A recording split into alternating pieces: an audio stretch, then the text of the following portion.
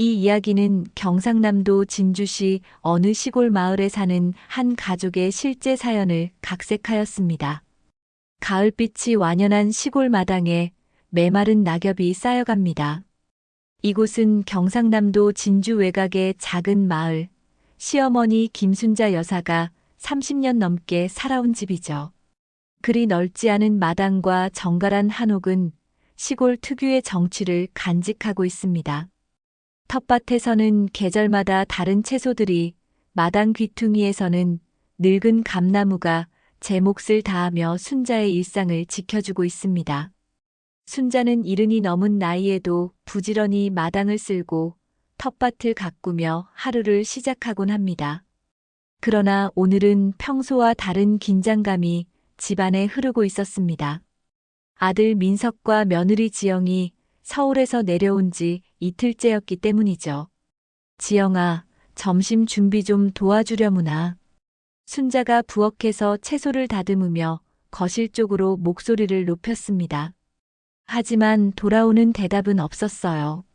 잠시 후 소파에 누워 휴대폰을 들여다보고 있는 지영의 모습이 보였습니다.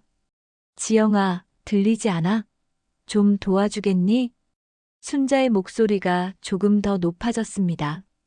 지영은 마지못해 눈을 들어 시어머니를 바라보았죠. 네, 금방 갈게요.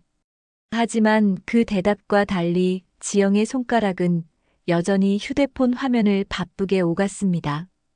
게임 소리가 작게 들려왔고 지영의 얼굴에는 집중하는 표정이 역력했죠. 순자는 한숨을 내쉬며 다시 부엌으로 돌아갔습니다. 속으로는 저 애는 왜 저렇게 집안일에 관심이 없는지 하는 생각이 들었지만 표정 관리를 하려 애썼습니다. 민석은 시골집 마당에서 오랜만에 하는 손질 작업에 몰두해 있었기에 부엌과 거실 사이의 미묘한 긴장감을 알아채지 못했습니다. 순자는 혼자서 점심 준비를 마저 하며 입술을 깨물었습니다. 이런 상황이 처음은 아니었기 때문이죠. 여보, 어머니 혼자 다 하시네. 좀 도와드려야지. 마당에서 일을 마치고 들어온 민석이 지영에게 조용히 말했습니다. 지영은 짜증 섞인 표정으로 휴대폰을 내려놓았죠. 그냥 좀 쉬고 있었어요. 항상 내가 아무것도 안 한다고 생각하시는 거예요? 지영의 목소리에는 불만이 가득했습니다. 민석은 난처한 표정으로 아내를 바라보다가 결국 자신이 부엌으로 향했습니다. 어머니, 제가 도와드릴게요. 순자는 아들의 도움에 미소를 지었지만 속으로는 며느리에 대한 서운함이 쌓여갔습니다. 순자의 마음속에는 지난 7년간 매번 시골에 내려올 때마다 반복되는 지영의 무관심이 아픔으로 자리 잡고 있었죠. 하지만 아들의 결혼 생활에 금이 가게 하고 싶지 않았기에 순자는 항상 참아왔습니다. 식사 시간, 세 사람은 테이블에 둘러앉았습니다. 순자가 정성스레 준비한 시골 밥상이었지만 지영은 핸드폰을 손에 든 채 대충 음식을 집어먹었죠. 순자의 눈빛이 지영의 손에 들린 핸드폰으로 향했지만 지영은 그런 시선조차 느끼지 못하는 듯 했습니다. 내일이면 내 아버지 제삿날이구나. 음식 준비를 해야 하는데. 순자가 민석을 향해 말했습니다. 민석의 아버지는 3년 전 돌아가셨고 내일이 그 제삿날이었죠. 걱정 마세요, 어머니. 제가 도와드릴게요. 지영이도 좀 도와주면 좋겠구나. 음식이 많아서.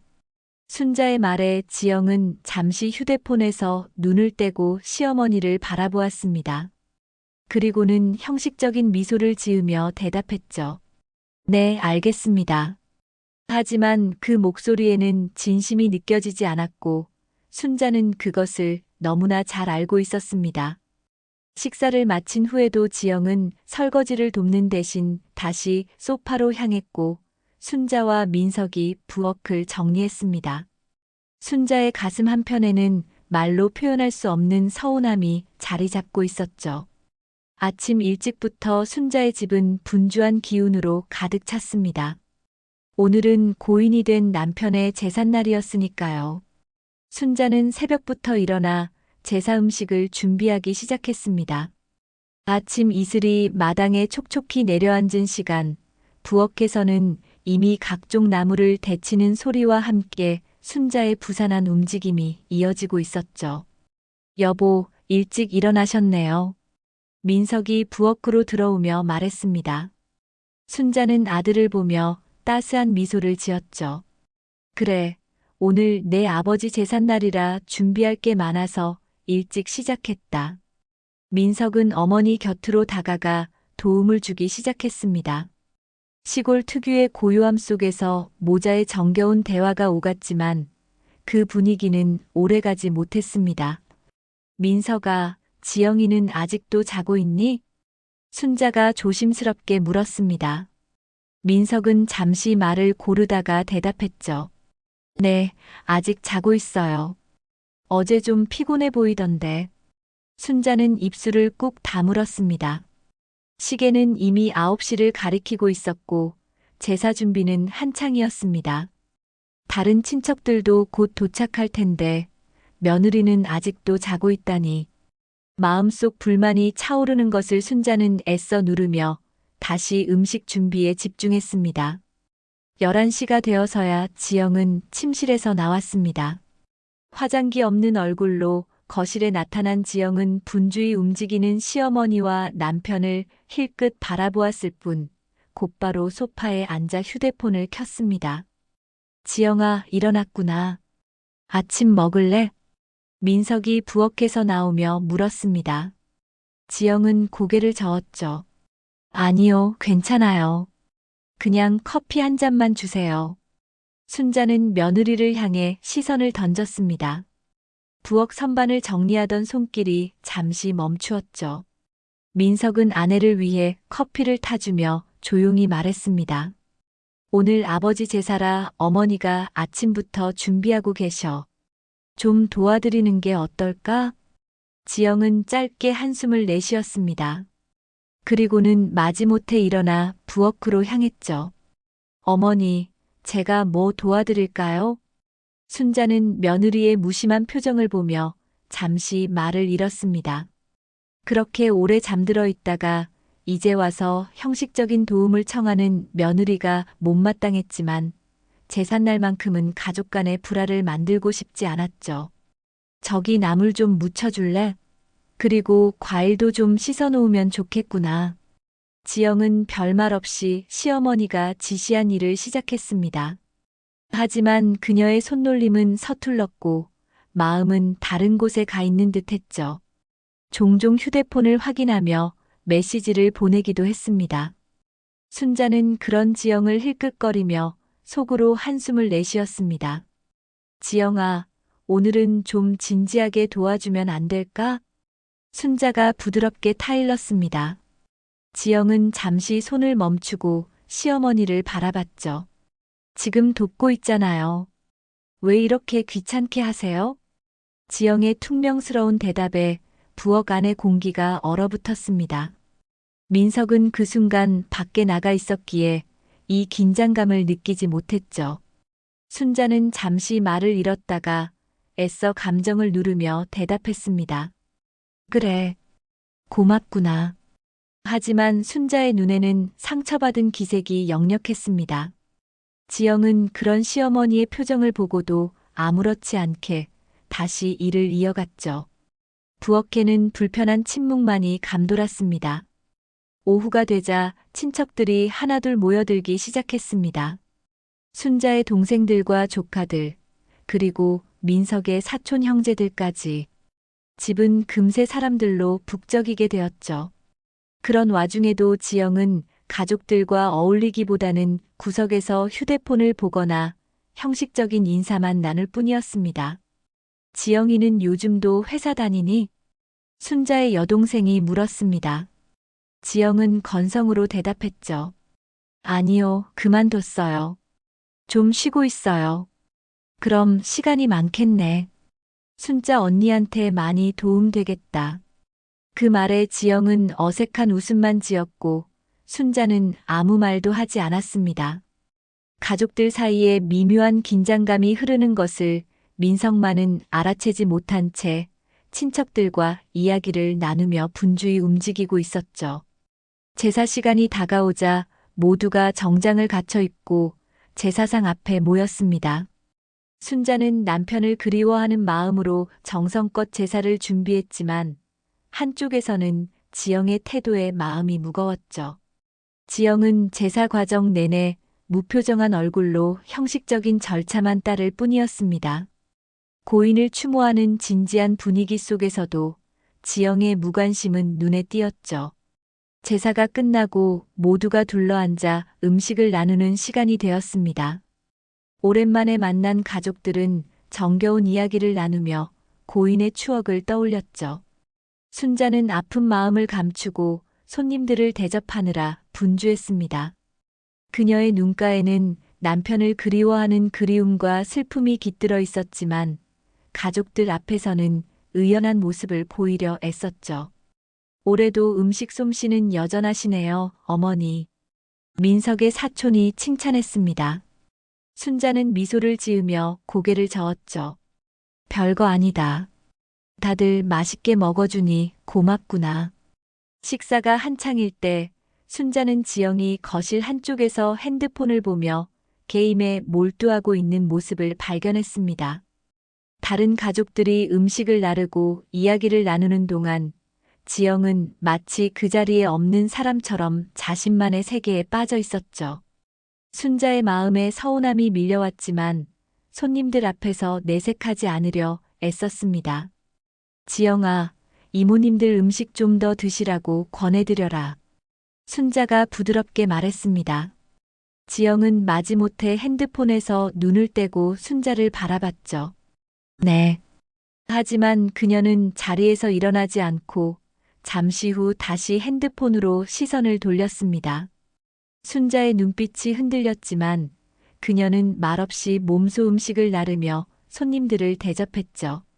민석은 친척들과 이야기하느라 아내의 행동을 제대로 알아채지 못했습니다. 손님들이 하나둘 돌아가고 집안은 다시 조용해졌습니다. 민석은 친척들을 배웅하러 나갔고 순자와 지영만이 거실에 남았죠. 순자는 지친 기색이 역력한 얼굴로 설거지를 시작했습니다. 지영은 여전히 소파에 앉아 핸드폰 게임에 열중해 있었죠. 지영아, 좀 도와줄 수 있겠니? 순자가 부엌에서 목소리를 높였습니다. 지영은 한숨을 내쉬며 대답했죠. 지금요? 조금만 기다려주세요. 이것만 끝내고요. 순자는 더 이상 참을 수 없다는 듯 부엌에서 나와 지영 앞에 섰습니다. 그녀의 눈에는 하루 종일 쌓인 서운함과 분노가 서려 있었죠. 하루 종일 그 핸드폰만 들여다보고 있구나. 집안일은 아랑곳하지 않고 내가 이 집에 온 지 7년이 넘었는데 단 한 번도 진심으로 가족을 대한 적이 없는 것 같다. 지영은 순자의 말에 짜증 섞인 표정으로 핸드폰을 내려놓았습니다. 그녀의 눈에도 참았던 불만이 번뜩였죠. 왜 자꾸 저한테 그러세요? 저도 쉬고 싶어서 내려왔는데 계속 일만 시키시고. 쉬고 싶다고? 그럼 다른 가족들은? 나는 모두가 힘든 하루였다. 특히 오늘은 내 시아버지 제삿날이야. 조금은 공경하는 마음이 있어야 하지 않겠니? 지영의 얼굴이 붉어졌습니다. 그녀는 자리에서 벌떡 일어나며 소리쳤죠. 왜 자꾸 예의 없다고 하세요? 저도 나름대로 최선을 다하고 있어요. 최선? 내가 말하는 최선이 뭐니? 하루 종일 핸드폰만 보고 있는 게 최선이라고 생각하니? 두 사람의 목소리가 점점 높아졌습니다. 그때 민석이 현관문을 열고 들어왔죠. 거실의 팽팽한 분위기를 느끼며 민석은 당황한 표정으로 두 사람을 바라보았습니다. 무슨 일이세요? 순자는 아들을 보며 말을 삼켰습니다. 하지만 지영은 참았던 감정이 폭발한 듯 소리쳤죠. 당신 어머니가 자꾸 저를 무시해요. 제가 뭘 해도 마음에 들지 않나 봐요. 민석은 난처한 표정으로 아내에게 다가갔습니다. 순자는 그런 상황이 서글퍼 부엌으로 돌아가려 했지만 지영의 다음 말이 그녀의 발걸음을 멈추게 했죠. 노인네 죽은 걸 왜 이렇게 챙겨야 돼요? 이런 구닥다리 풍습이나 지키고. 정말 짜증나요. 순간 거실의 공기가 얼어붙었습니다.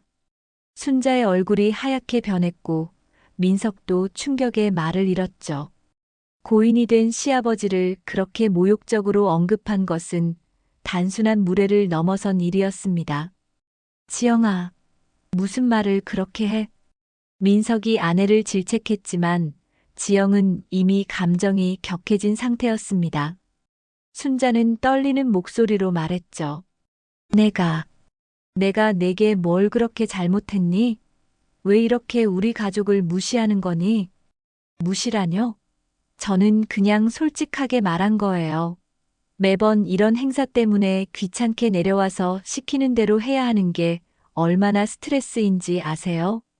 민석이 아내의 팔을 잡으며 진정시키려 했지만 지영은 더욱 흥분해 있었습니다. 순자의 눈에서는 눈물이 맺혔죠. 내가 그렇게 생각했구나. 내 아들의 아내인 줄 알았는데 넌 그저 의무감으로 이 집에 오는 거였구나. 순자의 말에 지영은 더욱 화를 냈습니다. 그리고 결국 참았던 감정이 폭발했죠. 시발, 내가 아무것도 하기 싫다 했지. 누가 내려오고 싶대. 욕설이 집안에 메아리치자 모든 것이 정지된 듯 했습니다. 순자는 충격으로 몸이 굳어버렸고 민석의 얼굴에는 믿을 수 없다는 표정이 역력했습니다. 침묵이 몇 초간 이어지다가 마침내 순자가 떨리는 목소리로 입을 열었죠. 이게 무슨 말이니? 순자의 얼굴은 백지장처럼 하얗게 변해 있었습니다. 70이 넘는 나이에 며느리에게 그런 욕설을 들은 것은 평생 처음 겪는 일이었죠. 특히 남편의 제삿날에, 그것도 집안의 어른으로서 존중받아야 할 자리에서 민석은 아내의 팔을 세게 잡았습니다. 그의 눈에는 분노와 당혹감이 교차했죠. 지영아, 지금 무슨 짓을 한 거야? 어머니께 그런 말을 어떻게? 지영은 민석의 손을 뿌리치며 소리쳤습니다. 눈가에는 눈물이 고여 있었죠. 왜? 나도 사람이야. 항상 시키는 대로만 하라고. 내가 여기 로봇으로 온 줄 알아? 시골에 올 때마다 남편 부모님 시중 들고 집안이라고. 나도 쉬고 싶다고. 순자는 지영의 말에 아무 대꾸도 하지 못했습니다. 그저 멍한 표정으로 며느리를 바라볼 뿐이었죠. 평생 자식들을 위해 살아온 그녀에게 며느리의 이런 반응은 가슴을 후벼 파는 고통이었습니다. 어머니, 들어가서 쉬세요. 제가 지영이와 얘기할게요. 민석이 어머니의 어깨를 부드럽게 감쌌습니다. 순자는 아들의 손길에도 반응하지 못한 채 천천히 고개를 끄덕이고 자신의 방으로 향했죠. 문이 닫히는 소리가 들리자마자 민석은 지영에게 격분한 목소리로 말했습니다. 정신 차려. 어떻게 어머니께 그런 말을 할 수 있어? 게다가 아버지 제삿날에. 지영은 이미 흥분을 가라앉히지 못한 상태였습니다.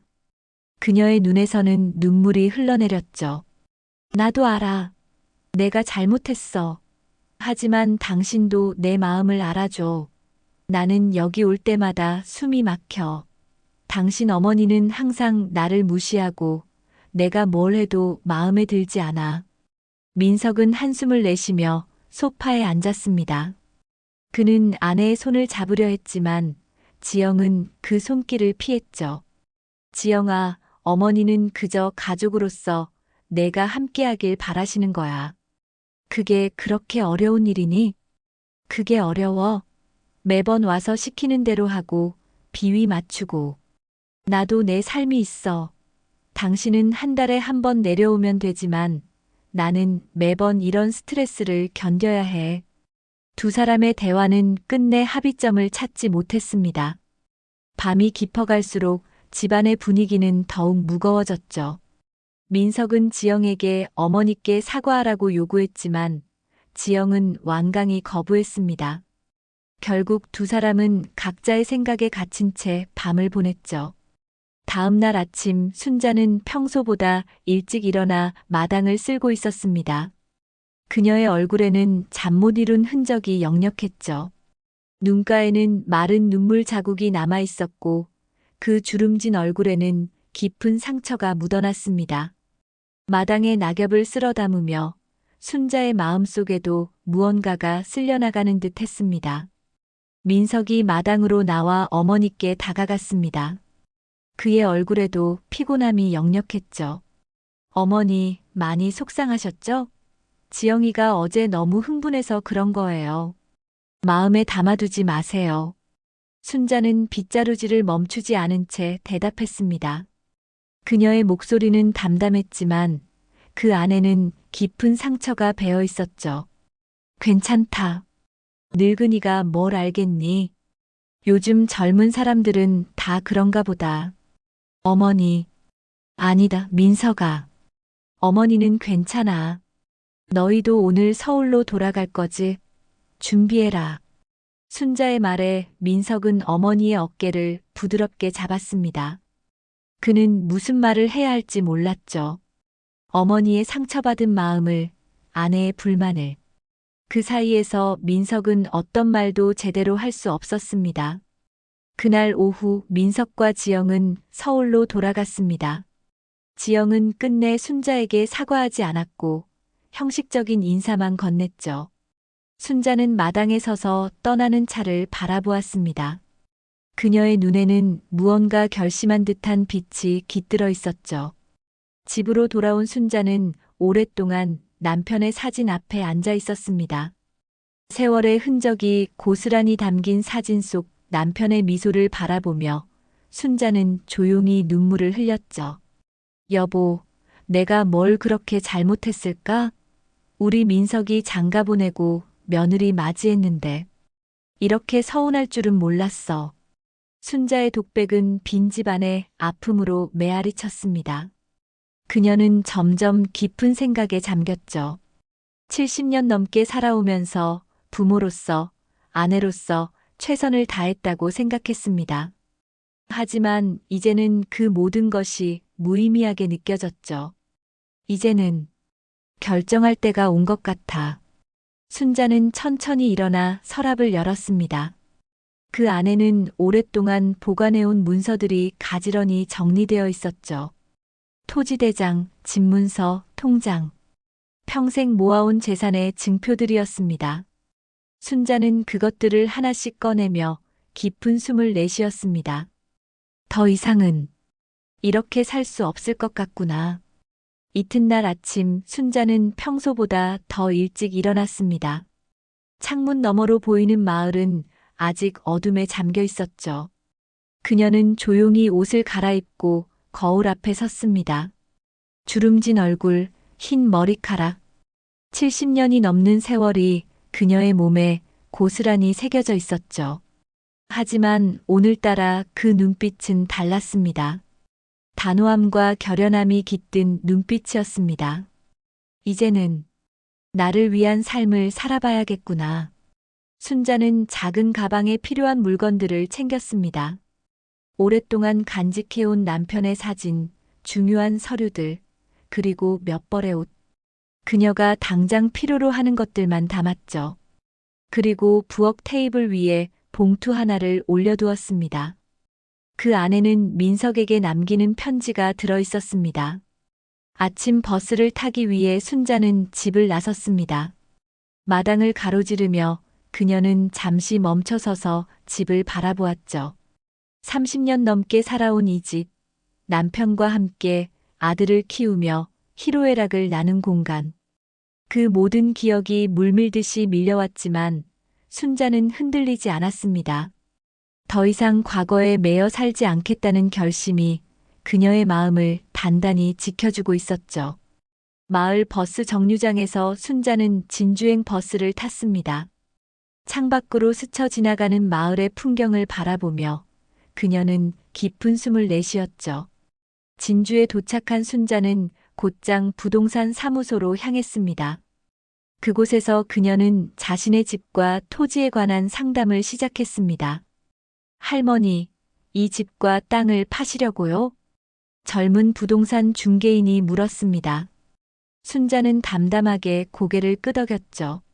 그래, 이제 혼자 살기에는 너무 크고 다른 곳에서 새 출발을 하고 싶구나. 아드님은 알고 계신가요? 내 재산이니 내가 결정할 일이지. 순자의 단호한 목소리에 중개인은 더 이상 묻지 않았습니다. 그렇게 순자의 집과 땅은 매물로 나오게 되었죠. 진주에서의 일을 마친 순자는 은행으로 향했습니다. 그곳에서 그녀는 새로운 통장을 개설하고 기존의 재산을 정리했죠. 그리고 마지막으로 법무사 사무실을 찾아 필요한 서류들을 작성했습니다. 하루가 지나고 민석에게서 전화가 왔습니다. 그는 어머니의 편지를 발견하고 급히 연락한 것이었죠. 어머니, 지금 어디 계세요? 무슨 일이에요? 순자는 조용히 대답했습니다. 그녀의 목소리는 평온했죠. 걱정하지 마라. 어머니는 괜찮다. 이제 내 삶을 좀 살아보려고 해. 무슨 말씀이세요? 집에 돌아오세요. 제가 데리러 갈게요. 아니다, 민서가. 내 결정이야. 집과 땅도 팔기로 했단다. 전화기 너머로 민석의 놀란 목소리가 들려왔습니다. 그는 어머니의 갑작스러운 결정에 당황한 기색이 역력했죠. 어머니, 어떻게 그런 중요한 결정을 저한테 상의도 없이.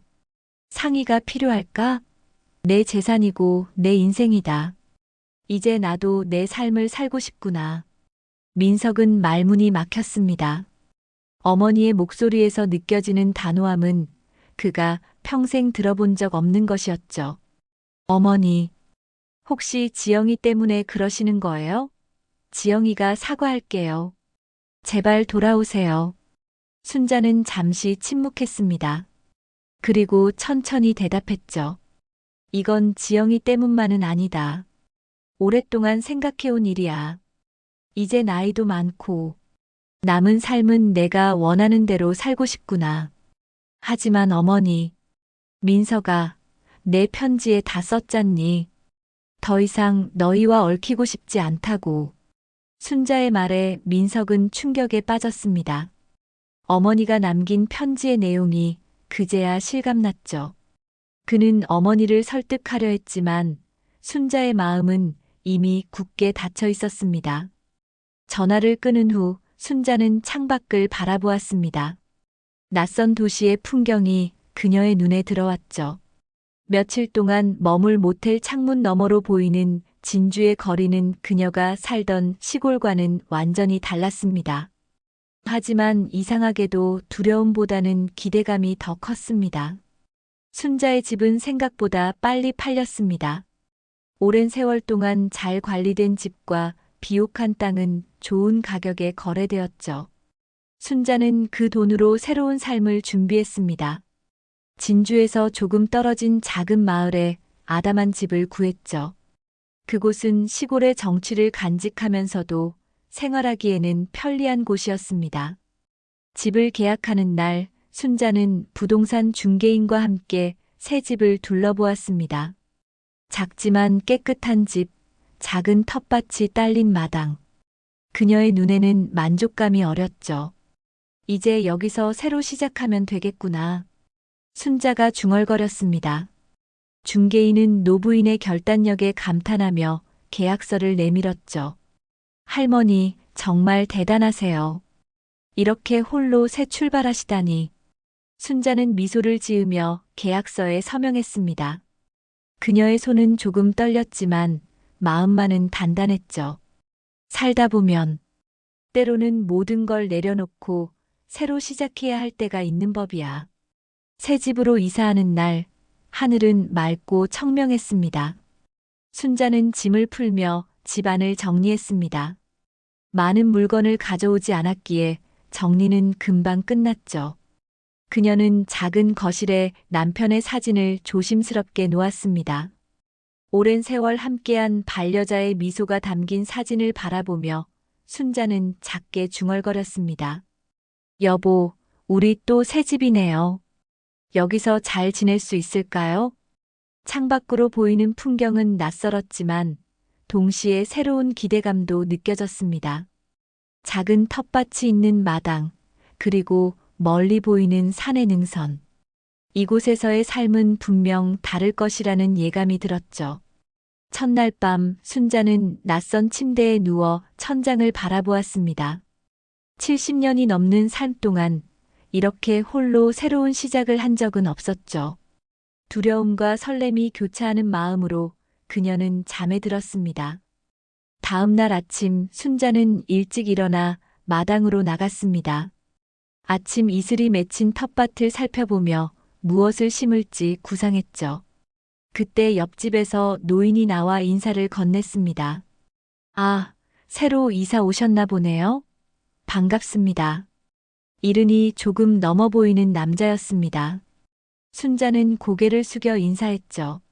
네, 어제 왔습니다. 앞으로 잘 부탁드립니다. 혼자 사시나요? 네, 이제 혼자 살아보려고요. 남자는 친절한 미소를 지으며 말했습니다. 그의 목소리에는 따스함이 묻어 있었죠. 저도 혼자 삽니다. 김병철이라고 합니다. 뭐 필요한 거 있으시면 말씀하세요. 김순자입니다. 고맙습니다.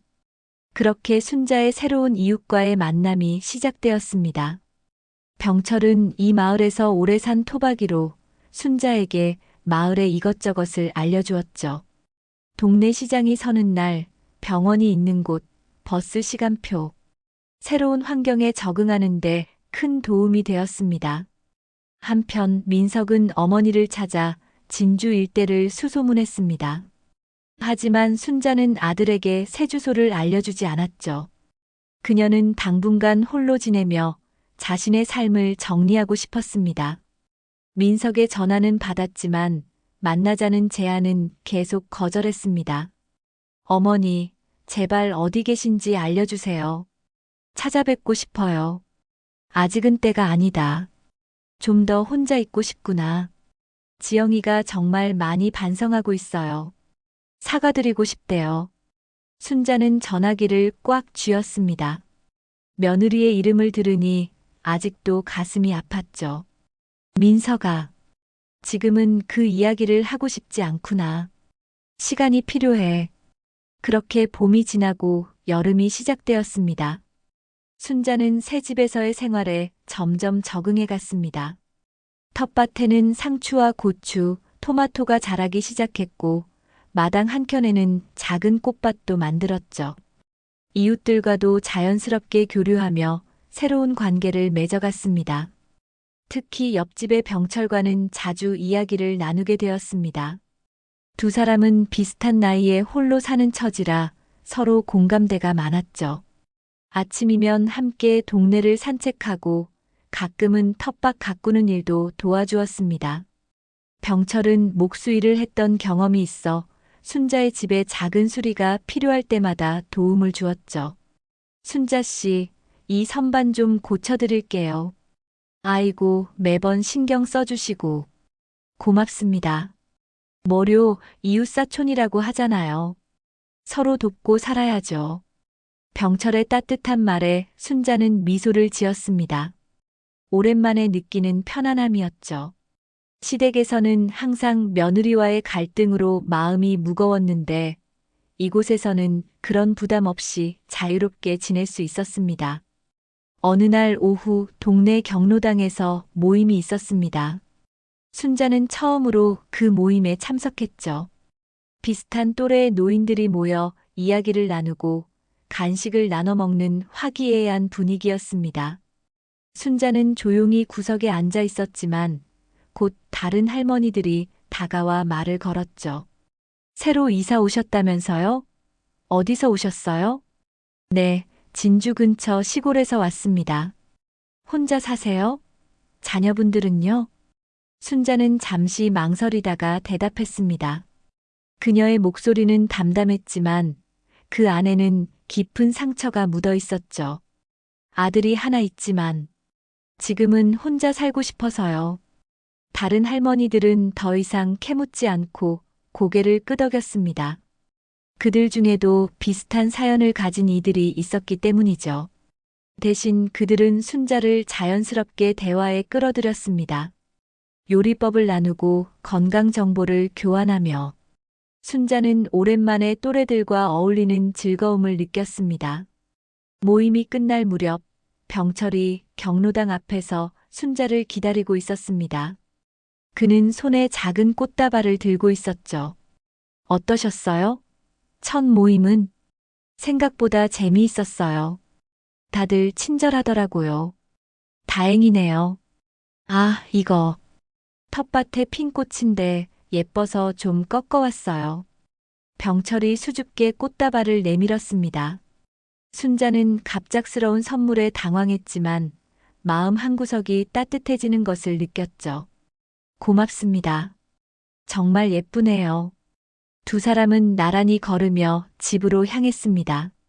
늦은 오후의 햇살이 두 사람의 그림자를 길게 느렸죠. 순자는 문득 자신이 지금 웃고 있다는 것을 깨달았습니다. 오랫동안 잊고 있던 감정이었죠. 서울의 아파트, 민석은 창가에 서서 밖을 바라보고 있었습니다. 어머니가 떠난 지 2달이 지났지만 그는 아직도 혼란스러웠죠. 테이블 위에는 어머니가 남긴 편지가 놓여 있었습니다. 그 편지를 몇 번이나 읽었는지 모를 정도로 구겨져 있었습니다. 여보, 밥 먹어요. 지영이 조심스럽게 다가와 말했습니다. 그녀의 얼굴에는 지난 2달간의 죄책감이 역력했죠. 어머니의 갑작스러운 결별 선언 이후 두 사람의 관계는 예전 같지 않았습니다. 민석은 지영을 탓하지 않으려 했지만 마음 한구석에는 여전히 서운함이 자리 잡고 있었죠. 금방 갈게. 민석은 짧게 대답하고 다시 창밖을 바라보았습니다. 지영은 한숨을 내쉬며 식탁으로 돌아갔죠. 그녀는 식탁에 앉아 음식을 바라보았습니다. 정성껏 준비한 반찬들이었지만 식욕이 없었습니다. 지난 사건 이후 지영은 많이 변했습니다. 더 이상 핸드폰 게임에 빠져 있지 않았고 집안일도 부지런히 했죠. 하지만 그것이 무슨 소용이 있을까요? 이미 시어머니는 떠나버렸고 남편과의 관계도 냉랭해진 상태였습니다. 진짜 어디 계신지 알 수 없는 거야? 민석이 식탁에 앉으며 물었습니다. 지영은 고개를 저었죠. 모르겠어요. 전화도 잘 안 받으시고 이번 주말에 다시 진주에 내려가 볼까 해. 지영은 조심스럽게 말했습니다. 그녀의 눈에는 진심이 담겨 있었죠. 나도 같이 갈게요. 어머니께 직접 사과드리고 싶어요. 민석은 아내를 바라보았습니다. 지영의 표정에서 진심을 읽을 수 있었죠. 그는 천천히 고개를 끄덕였습니다. 그래, 같이 가자. 주말 두 사람은 진주로 향했습니다. 순자가 살던 집은 이미 새 주인이 들어와 있었죠. 새 주인은 순자가 어디로 갔는지 모른다고 했습니다. 마을 사람들에게 물어봐도 소식을 알 수 없었죠. 오직 마을 이장만이 조금의 정보를 알려주었습니다. 진주 외곽의 작은 마을로 가셨다고 들었습니다만 정확한 위치는 모르겠네요. 그리고 할머니께서 부탁하셨어요. 찾아오는 사람이 있으면 알려주지 말라고. 민석은 좌절감에 한숨을 내쉬었습니다. 그는 어머니가 정말로 자신과의 연을 끊으려 한다는 사실을 받아들이기 힘들었죠. 지영은 남편의 손을 잡았습니다. 그녀의 눈에는 눈물이 고여 있었죠. 미안해요. 정말 미안해요. 민석은 아무 말도 하지 않았습니다. 그저 침묵 속에서 아내의 손을 꼭 잡았을 뿐이었죠. 두 사람은 그렇게 빈손으로 서울로 돌아갔습니다. 한편 순자의 새 생활은 점점 안정을 찾아가고 있었습니다. 텃밭은 풍성한 작물로 가득 찼고 이웃들과의 관계도 돈독해졌죠. 특히 병철과의 친분은 더욱 깊어졌습니다. 두 사람은 매일 아침 산책을 함께 했고 가끔은 저녁 식사도 같이 했습니다. 그것은 단순한 이웃 사이를 넘어 서로에게 위로와 의지가 되는 관계로 발전했죠. 순자 씨, 내일 시장에 같이 가실래요? 반찬거리도 사고. 병철이 텃밭에서 일하는 순자에게 물었습니다. 순자는 미소를 지으며 고개를 끄덕였죠. 좋지요. 제가 직접 담근 깻잎 장아찌도 좀 드릴게요. 정말요? 제가 제일 좋아하는 건데. 병철의 환한 미소에 순자도 따라 웃었습니다. 그렇게 웃는 자신의 모습이 낯설게 느껴졌죠. 얼마나 오랜만에 진심으로 웃는 것인지. 그날 밤 순자는 새 집의 작은 방에 앉아 일기를 썼습니다. 요즘 들어 시작한 습관이었죠. 오늘도 평화로운 하루였다. 텃밭에 토마토가 빨갛게 익어가고 있다. 병철 씨와 내일 시장에 가기로 했다. 그분과 함께 있으면 마음이 편안해진다. 이렇게 편안한 마음으로 사는 것이 얼마만인지. 민석이는 잘 지내고 있을까? 전화가 올 때마다 가슴이 아프지만 아직은 만날 준비가 되지 않았다. 조금 더 시간이 필요하다. 일기를 마치고 순자는 창밖을 바라보았습니다. 어둠 속에서 반짝이는 별들이 그녀에게 새로운 희망을 속삭이는 것 같았죠. 다음 날 민석에게서 또다시 전화가 왔습니다. 순자는 잠시 망설이다가 전화를 받았죠. 어머니, 정말 보고 싶어요. 제발 만나게 해주세요. 민석의 목소리에는 간절함이 묻어 있었습니다. 순자는 눈을 감고 깊은 숨을 내쉬었죠. 민석아, 나도 보고 싶다. 하지만 아직은 지영이가 정말 많이 반성하고 있어요. 어머니께 직접 사과드리고 싶어 해요. 순자는 잠시 말을 잃었습니다.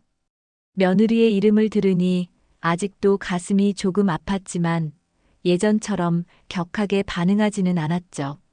시간이 지나면서 그 상처도 조금씩 아물어가고 있었습니다. 그래. 다음 주에 한번 만나자. 장소를 알려줄게. 민석의 놀란 목소리가 전화기 너머로 들려왔습니다. 그는 기대하지 않았던 대답에 감격한 듯 했죠. 정말요? 어머니, 정말 감사합니다. 전화를 끊은 순자는 창밖을 바라보았습니다. 마음 한구석에는 여전히 불안함이 자리 잡고 있었지만 이제는 아들을 만날 준비가 되었다고 느꼈죠. 그녀는 병철에게 이 사실을 알렸습니다. 아드님을 만나기로 하셨군요. 잘된 일이에요. 병철의 따뜻한 격려에 순자는 고개를 끄덕였습니다. 그의 지지가 있어 더 큰 용기를 낼 수 있었죠. 네, 이제는 만나야 할 때가 온 것 같아요. 하지만 솔직히 좀 두렵습니다. 걱정 마세요. 순자 씨는 강한 분이니까. 그리고 제가 항상 곁에서 응원하고 있을 거예요. 병철의 말에 순자는 미소를 지었습니다. 그의 존재가 이 어려운 시간을 견디는데 얼마나 큰 힘이 되었는지 새삼 깨달았죠. 약속한 날이 밝았습니다. 순자는 아침부터 마음이 복잡했습니다. 거울 앞에 서서 자신의 모습을 바라보며 심호흡을 했죠. 오래간만에 만나는 아들과 며느리. 그녀는 어떤 표정으로 그들을 맞이해야 할지 고민했습니다. 괜찮을 거예요. 병철이 순자의 집 앞에서 그녀를 기다리고 있었습니다. 그는 오늘 순자가 가족을 만난다는 것을 알고 격려하러 왔죠. 순자는 고마운 마음에 미소를 지었습니다. 고맙습니다. 덕분에 용기가 생기네요. 만남이 끝나면 연락 주세요. 제가 마중 나갈게요. 순자는 고개를 끄덕이고 집을 나섰습니다. 그녀는 진주의 한 카페를 만남의 장소로 정했죠. 집 주소를 알리고 싶지 않았기 때문이었습니다. 아직은 자신만의 공간을 지키고 싶었습니다.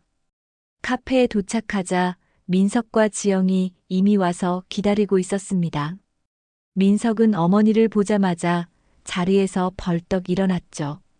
그의 얼굴에는 반가움과 미안함이 교차했습니다. 어머니, 순자는 아들을 바라보았습니다. 2달 만에 보는 아들의 얼굴은 많이 야위어 있었죠. 순자의 마음이 아려왔지만 그녀는 담담한 표정을 유지했습니다. 그래, 잘 지냈니? 민석은 어머니를 안으려 했지만 순자는 살짝 몸을 빼며 자리에 앉았습니다. 아직은 감정에 휩쓸리고 싶지 않았죠. 지영은 고개를 숙인 채 자리에 앉아 있었습니다. 그녀의 눈에는 눈물이 고여 있었죠. 어머니, 정말 죄송합니다. 지영이 떨리는 목소리로 말을 꺼냈습니다. 그녀는 순자의 눈을 제대로 마주보지 못했죠. 제가 너무 무례했어요. 시아버지 제삿날에 그런 말을 해서 정말 용서받기 어려운 짓을 했습니다. 순자는 침묵했습니다. 지영의 사과를 들으며 그날의 기억이 다시 떠올랐죠. 하지만 예전처럼 가슴이 아프지는 않았습니다. 시간이 지나면서 그 상처는 조금씩 아물어가고 있었습니다. 지영아, 어머니가 왜 그런 결정을 하셨는지 이해해야 해. 민석이 아내를 향해 말했습니다. 그의 목소리에는 여전히 서운함이 묻어 있었죠. 순자는 천천히 입을 열었습니다. 내가 집과 땅을 판 것은 너희에게 벌을 주기 위해서가 아니다. 나 자신을 위한 결정이었어. 순자의 목소리는 담담했지만 그 안에는 단단한 의지가 담겨 있었습니다. 민석과 지영은 놀란 눈으로 그녀를 바라봤죠. 70년을 살아오면서 나는 항상 다른 사람을 위해 살았다. 부모님을 위해, 남편을 위해, 자식을 위해. 하지만 이제는 내 남은 시간을 나를 위해 쓰고 싶었어. 순자는 찻잔을 들며 계속 말했습니다. 그녀의 눈빛은 흔들림 없이 단단했죠. 그날 일은 단지 계기였을 뿐이다. 이미 오래전부터 생각해오던 일이었어. 민석은 놀란 표정으로 어머니를 바라보았습니다. 그는 어머니가 그런 생각을 하고 있었다는 사실을 전혀 알지 못했죠. 어머니, 저희가 뭔가 더 잘했어야 했는데. 아니다, 민석아. 내 탓이 아니야. 이건 내 선택이었어. 순자는 미소를 지으며 아들의 손을 잡았습니다. 민석의 눈에 눈물이 고였죠. 어머니, 돌아오시면 안 될까요? 저희가 잘할게요. 그럴 수 없구나. 이제 나는 새로운 삶을 시작했어. 작지만 내 집도 있고 텃밭도 가꾸고 있단다. 좋은 이웃들도 생겼고. 순자의 얼굴에 따스한 미소가 번졌습니다. 그녀의 표정에서 민석과 지영은 오랫동안 보지 못했던 행복감을 발견했죠. 지영은 눈물을 참으며 말했습니다. 어머니, 정말 행복하신가요? 그래, 오랜만에 진정한 평화를 느끼고 있단다. 잠시 침묵이 흘렀습니다. 세 사람은 각자의 생각에 잠겼죠. 마침내 민석이 입을 열었습니다. 어머니, 앞으로는 저희가 자주 찾아뵐게요.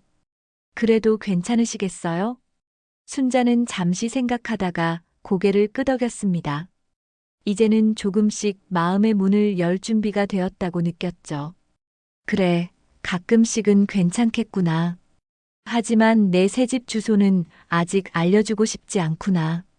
우리 이렇게 만나자. 민석은 아쉬운 표정을 지었지만 어머니의 결정을 존중하기로 했습니다. 지영은 조심스럽게 말을 꺼냈죠. 어머니, 정말 죄송합니다. 제가 많이 반성했어요.